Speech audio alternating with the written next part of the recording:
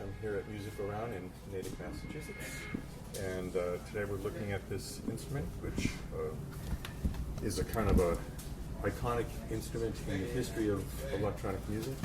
This is the KORG ARP 2600 full-size model. The ARP 2600 was released in 1971, so it's about 51 years old. It was the first of its kind, a synthesizer that you could actually buy in a music store, and it was also the first of its kind in that you could make sound without using patch cords. It's what they call a semi-modular instrument.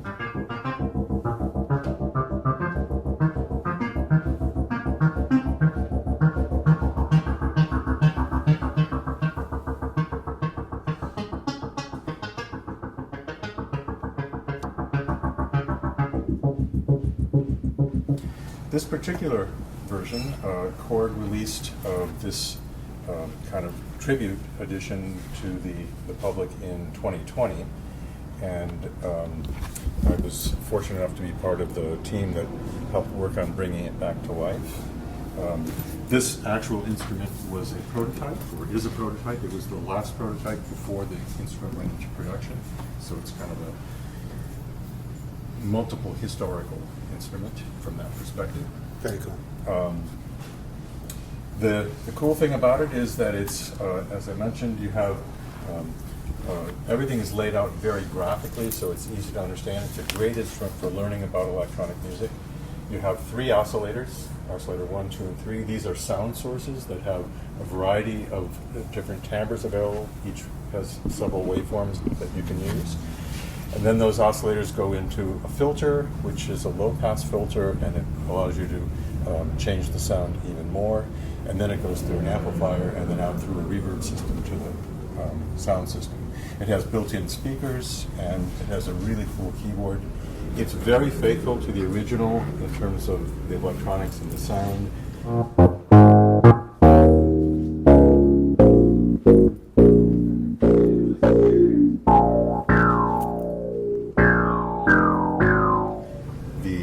Difference is that they brought it into the 21st century.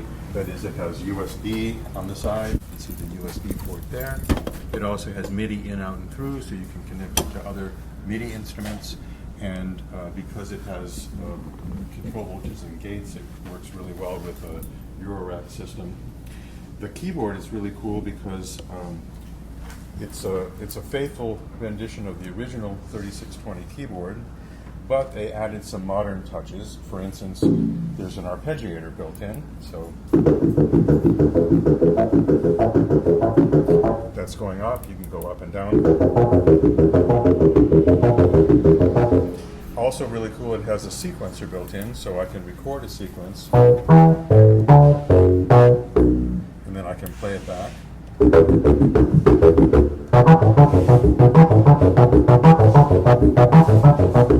can control the speed.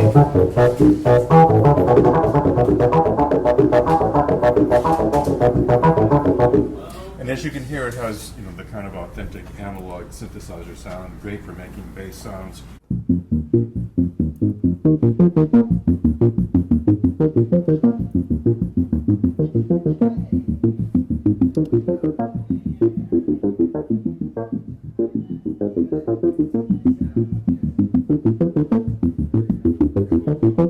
Great for making, lead sounds. It's also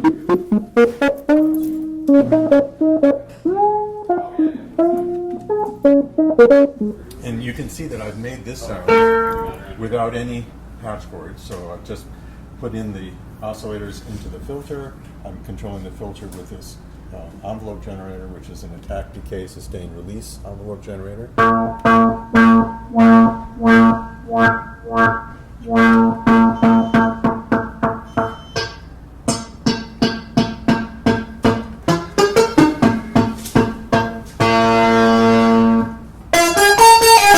It's got portamento that you can turn on with this momentary switch.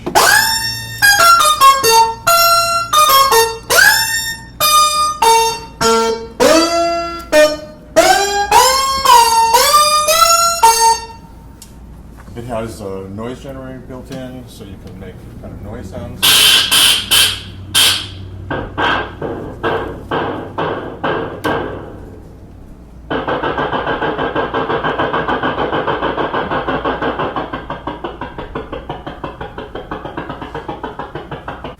And then, if you want to get really creative, you can use patch chords, and you can change things around. And instead of going up the keyboard, here's... Now if I put this in, it'll go down.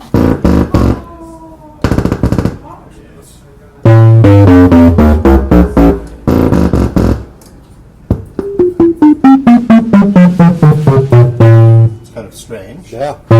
But you can see with just one patch chord, you can completely change what it's doing. It has a sample and hold system, which will take the signal, and I'm going to, using the internal patch, I can put it into oscillator 1, and then so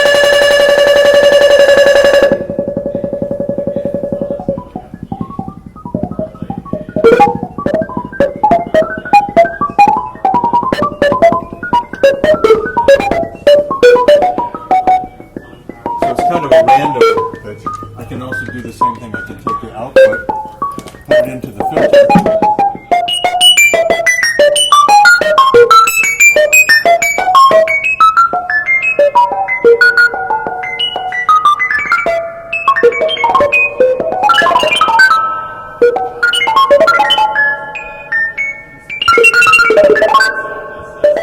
Sounds great with the reverb. Yeah. Yeah.